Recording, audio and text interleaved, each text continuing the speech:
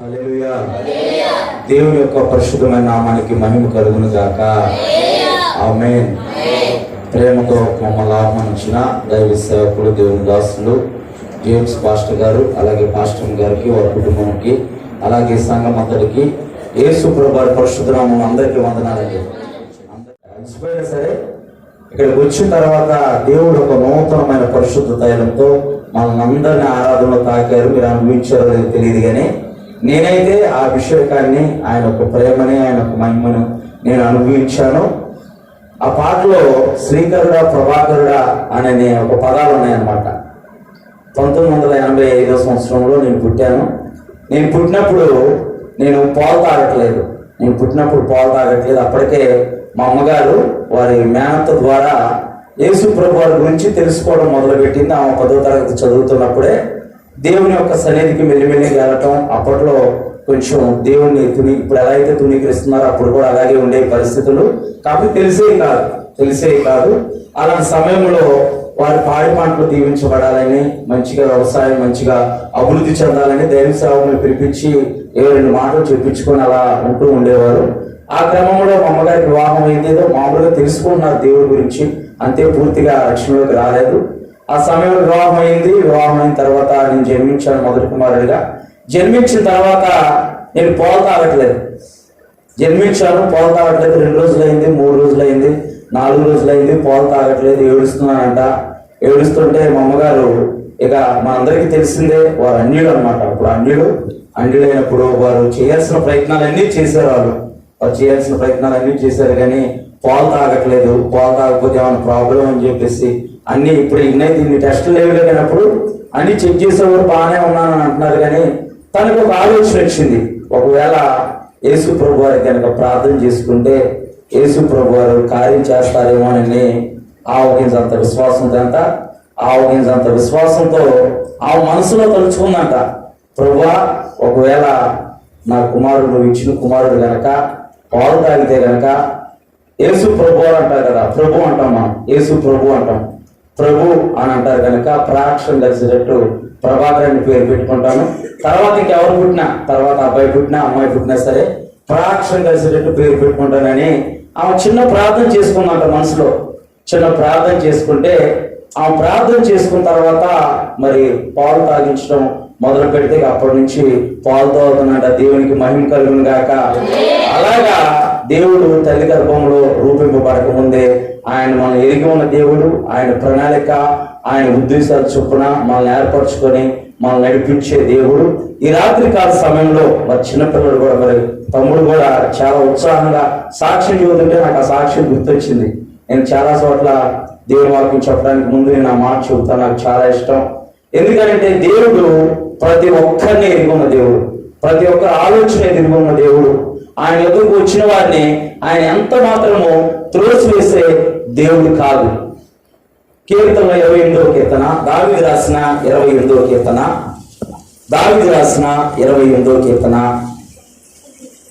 మొదటి వచనం, యెహోవా నేను నీకు మొరపెట్టుచున్నాను, నా ఆశ్రయదుర్గమా మౌనముగా ఉండక నా మనవి ఆలకింపుము. నీవు మౌనముగా ఉండిన ఎడల నేను సమాధిలోనికి దిగువాడు వలె అవుదును. ఇక్కడ దావీదు భక్తుడు, ఇశ్రాయేలు రాసు దావీదు మనందరికీ తెలుసు. సండే స్కూల్ పిల్లల దగ్గర నుంచి పెద్దవారందరికీ ప్రతి ఒక్కరికి తెలుసు. దేవుడు ఎరిగిన ప్రతి ఒక్కరికి దావీదు సుపరిచితుడే. దావీదు, అబ్రహాము, ఇలాగ కొన్ని పేర్లు, కొంతమంది వ్యక్తులు, సుపరిచితమైన వ్యక్తులు మనకు బైబిల్లో పదే మనం దైవ సేవకులు చెప్పినప్పుడు వారి గురించి వింటా ఉంటాం. మనం ఆత్మలో విశ్వాసం పొందుకుంటూ ఉంటాం, మనం ఆశీర్వదింపబడతాం.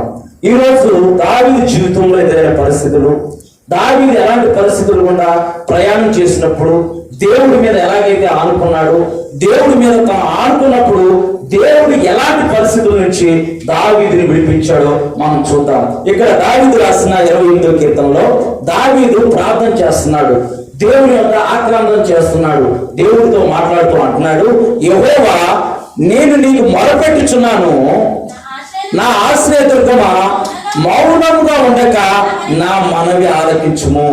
ఇజ్రాయేల్ ప్రజలకి తెలుసు ఆశ ఆశ్రయదుర్గం ఎవరో ఇజ్రాయేల్ ప్రజలకి బాగా తెలుసు. ఆశ్రయదుర్గం అంటే బండ, శిల అని అర్థం. ఆశ్రయదుర్గం అంటే బండ, శిల అని అర్థం. వారికి బాగా తెలుసు ఆశ్రయదుర్గము ఎవరో వారికి బాగా తెలుసు.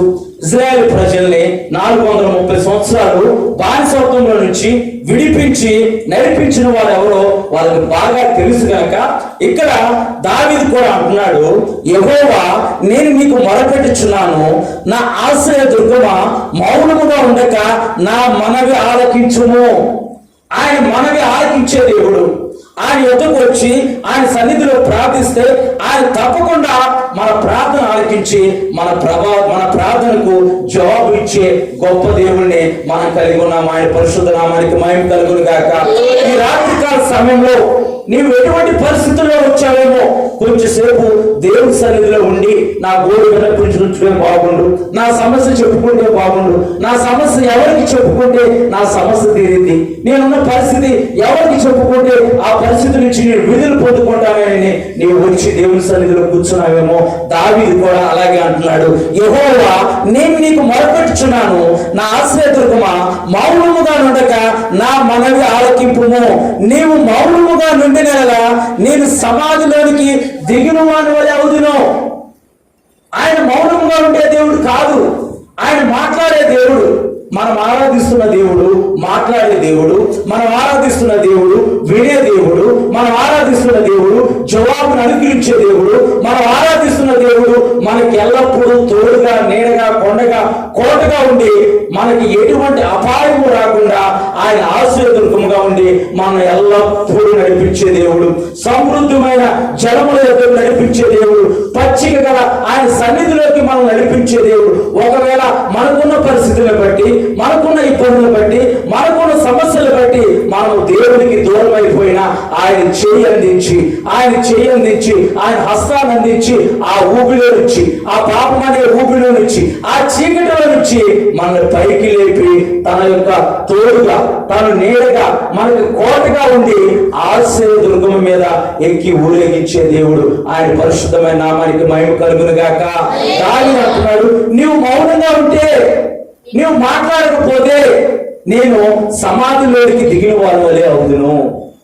మనం కూడా ఒక్కోసారి అనుకుంటూ ఉంటాం, ఏంటి ప్రభా నా పరిస్థితి ఏంటి, నా జీవితం ఏంటి, నా జీవితం ఇంతేనా, ఎంత ప్రార్థన చేసినా సరే నీవు నా ప్రార్థన ఆలోచించవా, నా ప్రార్థనకి జవాబు రాదా అని మనం అనుకుంటూ ఉంటాం.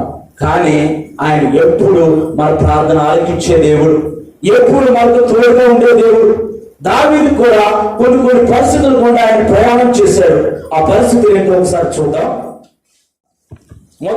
మొదటి సమూయేలుకు రాసిన గ్రంథము 30వ అధ్యాయము మొదటి నుంచి. మొదటి సమూయేలు గ్రంథము దావీదును అతని జనులను 3వ దినమందు సిక్లగ్నకు వచ్చిరి. ఇక్కడ జరిగే సందర్భము వివరిస్తాను ఒక నిమిషము. ఇక్కడ దావీదుని దేవుడు రాజుగా అభిషేకించాడు. ఏం చేశాడు? దావీదుని దేవుడు రాజుగా అభిషేకించాడు.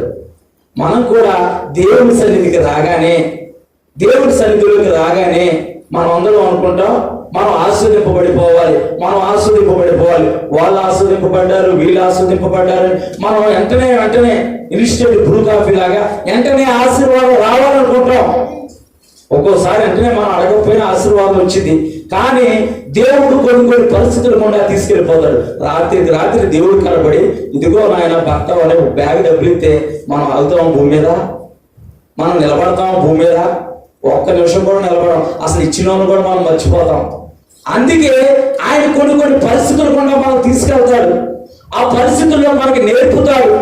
ఆ పరిస్థితుల్లో మనం ఎలా ప్రవర్తించాలో ఆయన మనకి నేర్పి ఆ పరిస్థితులు కూడా నడిపించుకుంటూ మనల్ని ఆశీర్వదించే దేవుడు. హల్లెలూయా, హల్లెలూయా.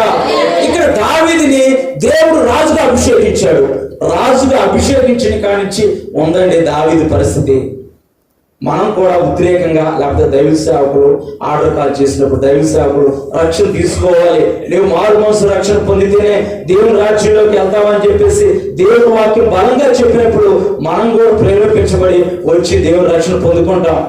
దేవుని రక్షణ పొందుకొని దేవునికి దూరం అయిపోకూడదు. దేవుని సన్నిధికి దూరం అయిపోకూడదు.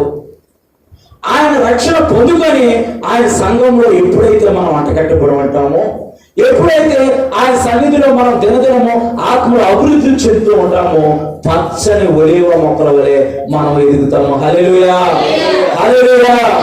ఇక్కడ దావీదు రాజుగా అభిషేకించబడిన తర్వాత సౌలుకి అసూయ కలిగింది దావీదు మీద. సౌలుకి అసూయ కలిగి దావీదుని తరుముతున్నాడు. చూడండి, దావీదు యేసు ప్రభువు నేను తలవాల్చుటకు చోటు కూడా లేదన్నట్టు ఆ శిష్యుడు వచ్చి అడుగుతాడు. ఆ శిష్యుడు ఎందుకు అడుగుతున్నాడు అంటే, లోపల వేరే అభిప్రాయం కలిగి ఉంది. యేసు ప్రభువుతో ఉంటే మంచిగా ఉండిద్ది, యేసు ప్రభువుతో ఉంటే 3 పూటల భోజనం దొరికిద్ది అని చెప్పేసి వేరే ఆలోచనతో వచ్చి అడుగుతూ ఉంటాడు. ఇంకో శిష్యుడు ఉంటాడు, తన తండ్రి చనిపోతాడు.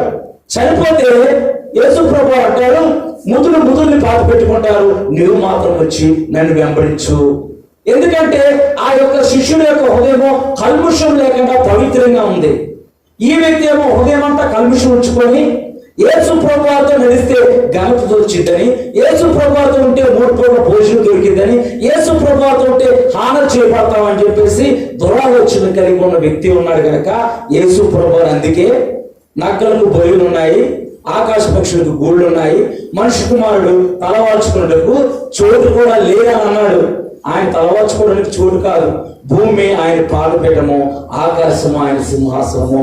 దేవుని యొక్క పరిశుద్ధమైన నామానికి మహిమ కలుగును గాక. ఇక్కడ దావీదు రాజుగా అభిషేకించబడిన తర్వాత దావీదు ప్రాణభయంతో కొండలనక గొట్టలనక పారిపోతూ ఉంటుంటే కొంతమంది చెదిరిపోయిన వారు, కొంతమంది సమస్యలు ఉన్నవారు, కొంతమంది ఇబ్బందులు ఉన్నవారు, కొంతమంది పోగేయారండి. దావీదికే ఒక మాటలో చెప్పాలంటే దికానం లేదు, దావీదికే ఉండటానికి చోటు లేదు. దావీదు పరిస్థితి అవస్థతగా ఉంది, దావీదు పరిస్థితి చాలా దారుణంగా ఉంది. ఈ రాత్రికాల సమయంలో నా పరిస్థితి కూడా దారుణంగా ఉంది, నా పరిస్థితి కూడా ఇబ్బందిగా ఉందని నీవు అనుకుంటున్నావేమో. నీవు వచ్చి కూర్చున్నది సజీవుడైన దేవుని సన్నిధిలో. ఆయన నీ ఇబ్బందిని అంతటినీ చూస్తున్నాడు, నీ పరిస్థితిని అంతటినీ చూస్తున్నాడు, నీవు కాస్తున్న కన్నీటిని చూస్తున్నాడు. నిశ్చయముగా ఆయన నీ కన్నీటిని తుడిచి, నీ దుఃఖాన్ని తుడిచి నీ యొక్క నోటి నిండా నవ్వు కలగజేస్తానంటున్నాడు. దేవుని యొక్క పరిశుద్ధమైన నామానికి మహిమ కలుగును గాక.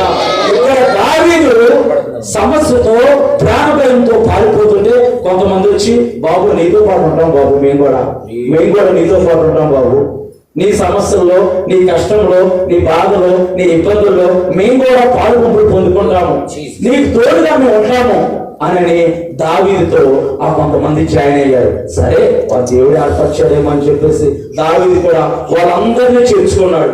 ఇప్పుడు దావీదు ఒక్కడే.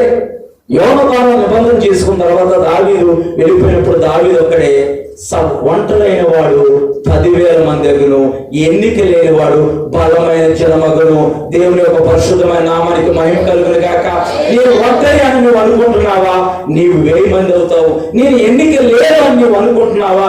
నిన్ను ఆయన ఎన్నికగా చేసి, నిన్ను తలగా చేసి, పరిశుద్ధ తైలంతో నిన్ను అభిషేకించి గొర్రె పోగు కొమ్ము వలె నీ కొమ్మును పైకెత్తే దేవుడు. దేవుని నామానికి మహిమ కలుగును గాక.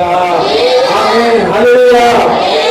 ఇక్కడ దావీదు నేను ఒంటరివాడు, నేను ఒక్కడే ఉన్నానని ప్రాణభయంతో దావీదుంటే దావీదు చుట్టూ కొంతమంది చేరారు. నీతో పాటు ఉంటాము, నీ సమస్యలో ఉంటాము, నీ బాధలో ఉంటాము, నీ కష్టంలో ఉంటామని కొంతమంది ఆయనతో పాటు ఉంటే దావీదు కూడా వారిని కూడా చేర్చుకొని, వారు మగ పురుషులకి భార్యలు, వారికి పిల్లలు కూడా ఉన్నారు. దావీదు భార్య, దావీదు పిల్లలు, ఆయనతో చేపడిన పురుషులు, వారి భార్యలు, వారి పిల్లలందరూ ఉన్నారు. వారందరూ కలిసి ఎక్కడికి వచ్చేవో ప్రయాణం చేసుకుంటూ. ఇప్పుడు చదవమ్మా. దావీదును అతని జనులను 3వ దినమందు సిక్లగ్ అనే ఒక ప్రాంతానికి వచ్చారంట. ఎక్కడికి వచ్చారంట? సిక్లగ్ అనే ఒక ప్రాంతానికి వచ్చారంట. చదవమ్మా. అంతలో అమాలేకీయులు దండెత్తి దక్షిణ దేశం మీదను సిక్లగ్ మీదను పడి కొట్టి దాన్ని తగలపెట్టి గనులేమి అల్పులేమి అందులో ఉన్న చదువమ్మా. దావీదును అతని జనులను పట్టణంలోకి వచ్చి కాల్చబడి ఉండుటయు, అది కాల్చబడుటయు తమ భార్యలను, తమ భార్యలను, కుమారులను, కుమారులను, కుమార్తెలను లోనికి కొనుపోబడి చెరలోనికి కొనుక్కోబడి ఉండడం చూచి ఇంకా ఏడ్చుటకు శక్తి లేకపోయినంతగా బిగ్గరగా ఏడ్చును. దావీదు అతని చెరువులు సిక్లగ్ అనే ప్రాంతానికి వచ్చి ఆ ప్రాంతంలో వారి భార్యని పిల్లల్ని అక్కడ పెట్టేసి వీళ్ళొక ఆహారం కొనుక్కోవడానికి లేకపోతే ఏ అవసరం మీదో వేరే పక్క ప్రాంతానికి వెళ్ళిపోయారు. పక్క ప్రాంతానికి వెళ్ళిపోయినప్పుడు అమాలేకీయులు అంటే దొంగల ముఠ, మన మాటలో చెప్పుకోవాలంటే దొంగల ముఠ. చిన్నప్పుడు ఏమనేవాళ్ళు అంటే రాత్రి పూట వెళ్తే దొంగలు ఉంటారు, దొంగల ముఠ ఉంటారు, వాళ్ళు దారి కాసి డబ్బులు కానీ ఆడవాళ్ళ దగ్గర ఉన్న వస్తువులు కానీ తీసుకెళ్తారు, అందుకే రాత్రులు పూట ప్రయాణం చేయొద్దు అని మా చిన్నప్పుడు చెప్పేవారు. వీళ్ళు కూడా ఆ సిక్లగ్ అనే ప్రాంతానికి వచ్చినప్పుడు దావీదు అతని జనులు, దావీదు భార్యని పిల్లల్ని, అతని జనులు అతని భార్యల్ని ఆ సిక్లగ్ అనే ప్రాంతంలో వదిలిపెట్టి వీరే పక్క ప్రాంతానికి వెళ్ళిపోయారు. పక్క ప్రాంతానికి వెళ్ళి వీరు వచ్చేసరికి ఆ అమాలేకీయులు ఆ దొంగల ముఠ ఏం చేశారంటే ఆ ప్రాంతం మీద దండెత్తేసి అక్కడున్న గనుల్ని అంటే అక్కడ స్థానికంగా నివసిస్తున్న గొప్పవారిని, అల్పుల్ని, పేదవారిని, వారందరినీ దోచుకొని ఆ యొక్క పట్టణం అంతా ఆ ప్రాంతం అంతా తగలబెట్టేసి వారు ఏం చేశారంటే వాళ్ళందరినీ తీసుకొని చెరలోకి కొనుక్కోబడ్డారు. వారందరినీ చెరలోనికి తీసుకొని వెళ్ళారు. చెరలోనికి తీసుకెళ్ళినప్పుడు దావీదు అతని జనులు కూడా ఆ ప్రాంతానికి వచ్చినప్పుడు దావీదు ఆ సంఘటన చూసి, దావీదు ఆ దృశ్యాన్ని చూసి ఏడ్చుటకు శక్తి లేనంత బిగ్గరగా ఆయన ఏడుస్తున్నాడంట. ఏడ్చుటకు బలం లేనంత బిగ్గరగా ఆయన ఏడుస్తున్నట్ట. నీవు కూడా దేవుని సన్నిధిలో, నీ గృహములో, నీ ప్రార్థనా గదిలో ఏడ్చుటకు శక్తి లేనంత బిగ్గరగా నీవు ఆయన సన్నిధిలో మొరపెడుతున్నావేమో. నా కూతురికి విడుదల కావాలి, నా కుమారుడికి విడుదల కావాలి, నా భర్తకి విడుదల కావాలి, నా బిడ్డలు ఆశీర్వదింపబడాలి, నేను మంచి గృహం కట్టుకోవాలి, నాకున్న అప్పులన్నీ తీరిపోవాలి, నా కుటుంబం అనేకులకు ఆశీర్వాదకరంగా ఉండాలని నీవు కూడా బిగ్గరగా ఏడ్చుటకు శక్తి లేనంతగా నీవు మొరపెడుతున్నావేమో. దేవుడు నీ ప్రార్థన ఆలకించబోతున్నాడు. దేవుడు తప్పకుండా నీకు ప్రతిఫలం ఇస్తాడు. దేవుడు తప్పకుండా ప్రతిఫలం ఇస్తాడు. ఒకప్పుడు 2015 ఆ ప్రాంతంలో నేను హైదరాబాద్ పట్టణంలో నేను జాబ్ చేస్తూ ఉండేవాడిని. జాబ్ చేస్తున్నప్పుడు అప్పుడే దేవుడి సేవకు పిలిచాడు. అప్పుడే దేవుడి సేవకు పిలిస్తే నాకు అప్పుడే వివాహం అయ్యి ఒక కుమారుడు పుట్టాడు. కుమారుడికి సంవత్సరం అప్పుడే కొంచెం మంచి పొజిషన్ జాబ్ వచ్చి ఆ జాబ్ లో నేను సెటిల్ అవుతాను, ఇంకా మంచి పొజిషన్ వచ్చిందని అలా ఆలోచన కలిగినప్పుడు దేవుడు పిలిచాడు, నా సేవకు రావాలి, నా సేవకు రావాలి నువ్వు అని అంటే 2 సంవత్సరాలు అలాగే మదన పడుతూ ఒకనొక నిర్ణయం తీసుకున్నాను. చావైనా బతుకైనా దేవుడి కొరకే బతకాలి, దేవుడు పిలుస్తున్నాడని మా ఆవిడతో చెప్పాను. మీ ఇష్టమే నా ఇష్టం అండి అని అంది. నేను నమ్మి విశ్వసించి దేవుడి యొక్క సేవ పరిచయకు వచ్చాను.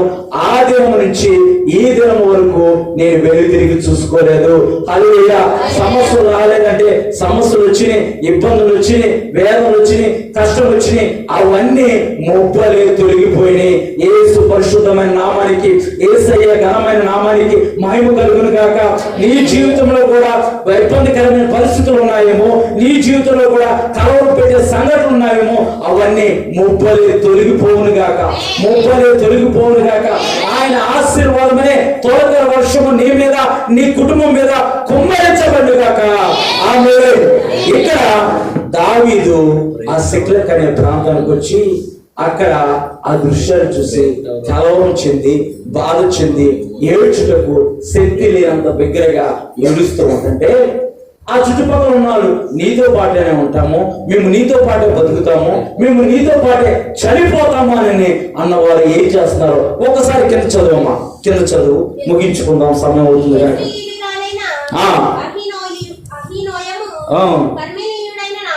నాబాలు ఒక్క నిమిషం 6వ వచనం చదువు. దావీదు మిక్కిలి దుఃఖపడి అయ్యో మరియు తమ కుమారులను బట్టి కుమార్తెను బట్టి జనులందరికీ ప్రాణము విసికినందున రాళ్ళు రువి దావీదుని చంపుదము రందని వారు చెప్పుకొనగా చాలా అప్పటిదాకా నీతోనే ఉంటాము, మాకు బాధలు ఉన్నాయి, మాకు కష్టాలు ఉన్నాయి, మాకు సమస్యలు ఉన్నాయి, ఎలాగైనా సరే అంతే. అక్కడ ఉన్న ఇశ్రాయేలు ప్రజలందరికీ తెలుసు దావీదు రాజుగా అభిషేకించబడ్డాడని. అక్కడ ఉన్న వారందరికీ తెలుసు. అందుకే గొలియాదుని చంపినప్పుడు వారందరూ, అక్కడ ఉన్న ప్రజలందరూ సౌలుకేమో 10,000 కొలదని కీర్తనలు పడితే దావీదుకు 1000 కొలదని చెప్పేసి కీర్తనలు పాడారు. అది తెలుసు, ఇశ్రాయేల్ ప్రజలందరికీ తెలుసు. అందుకే దావీదుతో ఉంటే దావీదు ఎప్పటికైనా సరే రాజు అవుతాడని కొంతమంది దావీదుని వెంబడించడం మొదలుపెట్టి సమస్య వచ్చినప్పుడు దావీదుని చంపాలని చూస్తున్నారు, దావీదుని రాళ్లతో కొట్టాలని చూస్తున్నారు.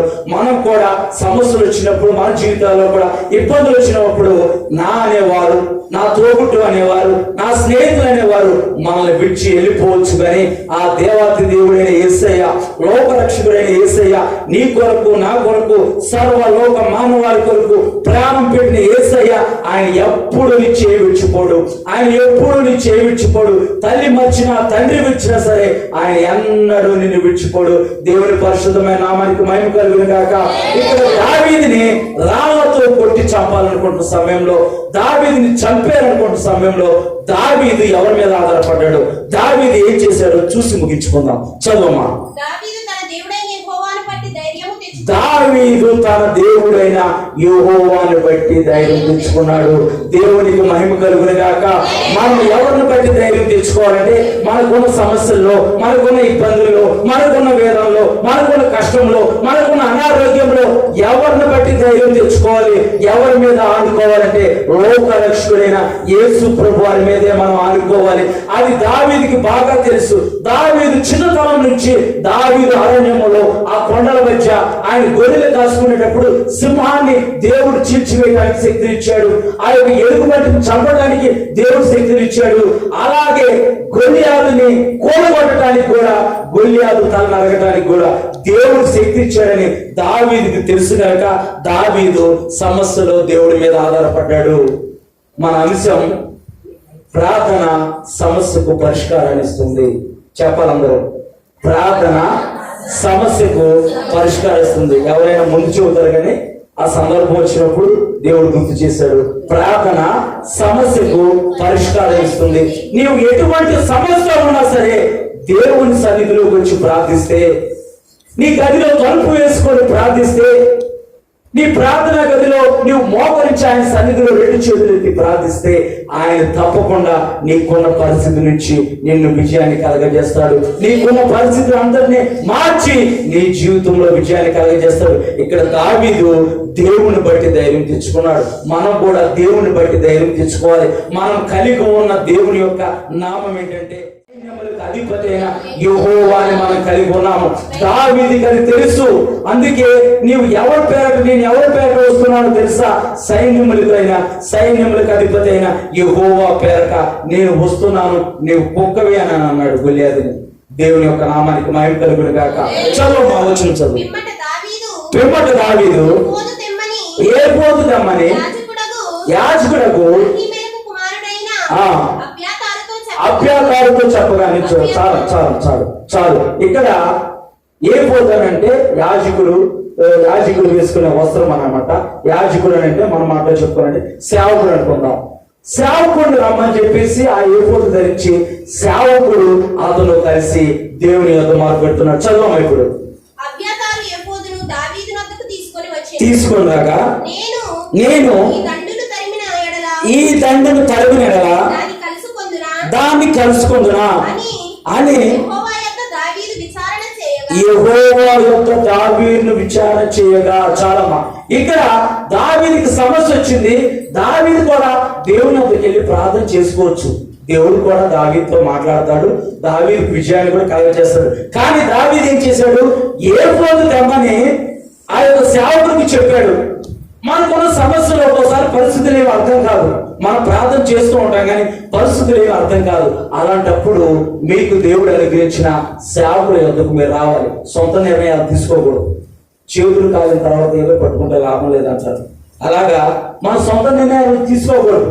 ఎందుకంటే దైవ సేవకుడు మనకు ఒక సేవకులను అనుగ్రహించాడు కనుక మన సేవకుల దగ్గరకు వచ్చి సేవకుడితో మన సమస్య చెప్పుకున్నప్పుడు సేవకుడు కూడా ప్రార్థిస్తాడు, నువ్వు కూడా ప్రార్థిస్తావు కనుక దేవుడు తప్పకుండా నీకున్న పరిస్థితి గురించి మాట్లాడతాడు. ఇక్కడ అదే జరుగుతుంది.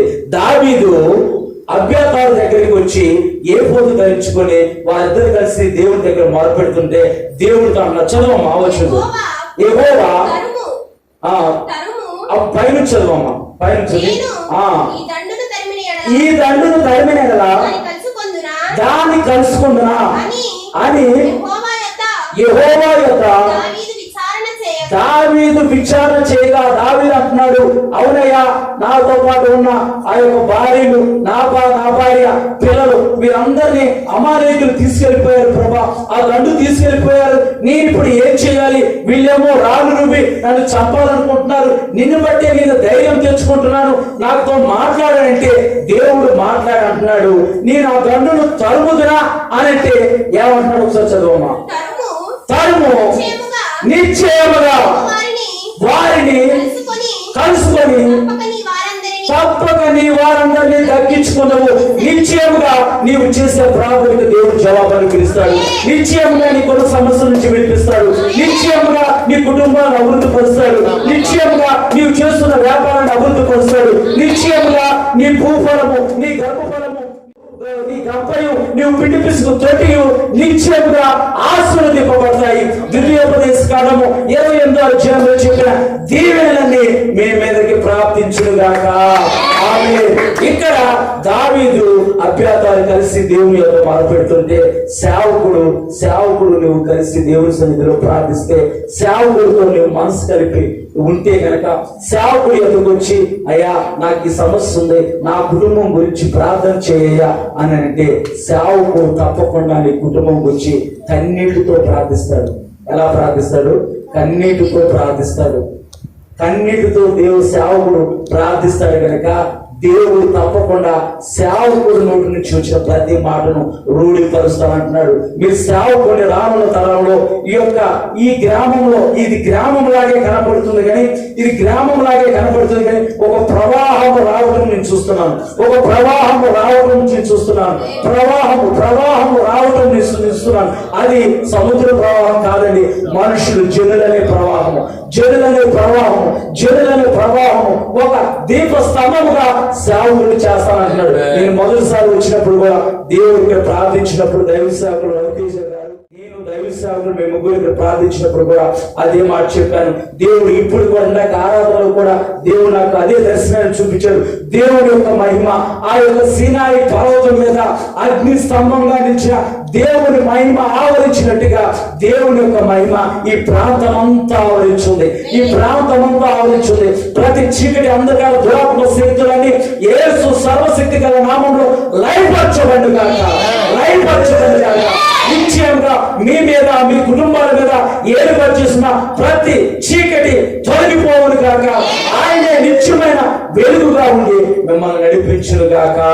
ఆమేన్. దావీదు ఇక్కడ దేవుని యొక్క విచారం చేస్తుంటే, నేను ఆ దండును తరుమును అంటే నిశ్చయముగా తరుము, నీ వారిని దక్కించుకుంటామని దేవుడు వాగ్దానం ఇచ్చాడు. ఈ రాత్రి కాల సమయంలో దేవుడు నాతో సహా మనందరికీ వాగ్దానం ఇస్తున్నాడు. నిశ్చయముగా నేను నిన్ను ఆశీర్వదిస్తాను, నిశ్చయముగా నిన్ను అభివృద్ధి పరుస్తాను, నిశ్చయముగా నిన్ను అనేకులకు ఆశీర్వాదకరంగా చేస్తాను.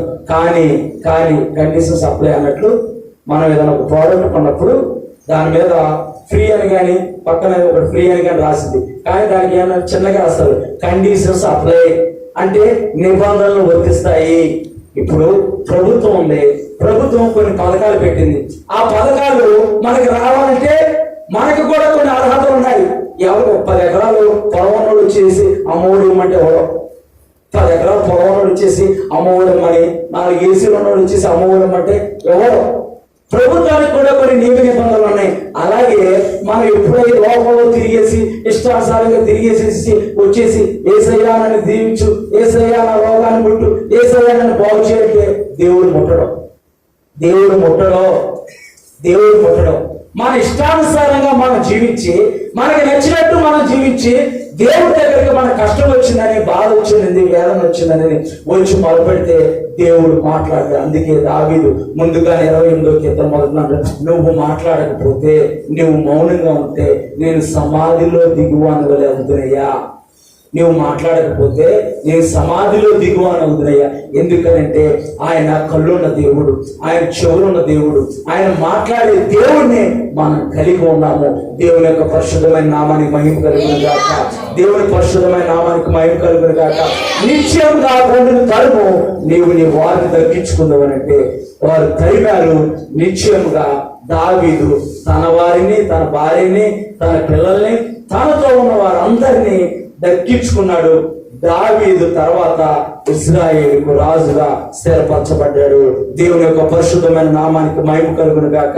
చివరిగా ఒక మాట, ఈ రాత్రికాల సమయంలో నీవు ఎటువంటి పరిస్థితులు వచ్చి దేవుని సన్నిధిలో కూర్చున్నావో నాకైతే తెలియదు, కానీ దేవుడు నిశ్చయముగా నీకున్న ప్రతి విధమైన వేదన, కష్టము, బాధ, దుఃఖం నుంచి నిశ్చయముగా నిన్ను విడిపించి, నిన్ను ఆశీర్వదించి, నిన్ను బలపరిచి, నిన్ను అభివృద్ధిపరిచి, నిన్ను అనేకులకు ఆశీర్వాదకరంగా మారుస్తానన్నాడు. దేవుడు ఈ కొద్ది మాటలు మన వీడికిల్లో దీవించి ఆశీర్వదించిన గాక. ఆమె నాకు అవకాశం ఇచ్చిన జేమ్స్ పాస్టర్ గారికి హృదయపూర్వకమైన వందనాలు, అమ్మగారికి హృదయపూర్వకమైన వందనాలు, సంఘం అంతటికి హృదయపూర్వకమైన వందనాలు. దేవుడు మిమ్మల్ని దీవించిన గాక. ఆమె చక్కటి విషయాలు. దావీదు కలిగిన పరిస్థితులన్నింటిలో ఉంది. దావీదు దేవుని మీద ఆధారపడి ఎలాంటి విజయం సాధించాడో, ప్రార్థన ద్వారా ఎలాంటి సమస్యల నుండైనా తప్పించుకుని ప్రభువుకు మహిమార్థంగా ఆశీర్వాదకరంగా ఎలా ఉన్నాడో చాలా చక్కగా వివరించి మనల్ని ఒక ప్రత్యేకమైన రీతిలో ఆశీర్వదించి, ప్రత్యేకమైన వాగ్దానాలు, దేవుడు అనుగ్రహించిన వాగ్దానాలు మనపై ప్రకటించిన దైవజనులు జకరియా గారికి మరొకసారి ప్రత్యేకమైన వందనాలు. దేవుడు ఆ దైవజనులు ఇంకా వాడుకొని దేవుని మహిమార్థమై వాడుకొని ఫలభరితంగా స్థిరపరచును గాక. ఆమేన్, ఆమేన్, ఆమేన్. దేవుని బిడ్డలారా, ఖచ్చితంగా మనం ఈరోజు ఆశీర్వదించబడిన వారు, ఈ స్థలానికి వచ్చిన వారు ఈరోజు ఖచ్చితంగా ఆశీర్వదించబడి, ఈ స్థలానికి ఈరోజు ప్రార్థన మిస్ అయిన వాళ్ళు చాలా ఆశీర్వాదాలు కోల్పోయినారు. ఎందుకంటే ఒక దైవజనుడు మన దగ్గరికి రావడం అంటే సామాన్యమైన విషయం కాదు. దేవుడు నడిపిస్తేనే కానీ, దేవుడు ఏర్పాటు చేస్తేనే కానీ ఆత్మాభిషేక్తులైన దైవజనులు రావడం అరుదు. బైబిల్ గ్రంథంలో చాలా చోట్ల అది మనకు కనిపిస్తుంది. స్తోత్రం. కాబట్టి ఈ స్థలానికి వచ్చిన దైవజనులను బట్టి దేవునికి మహిమ చెల్లిస్తూ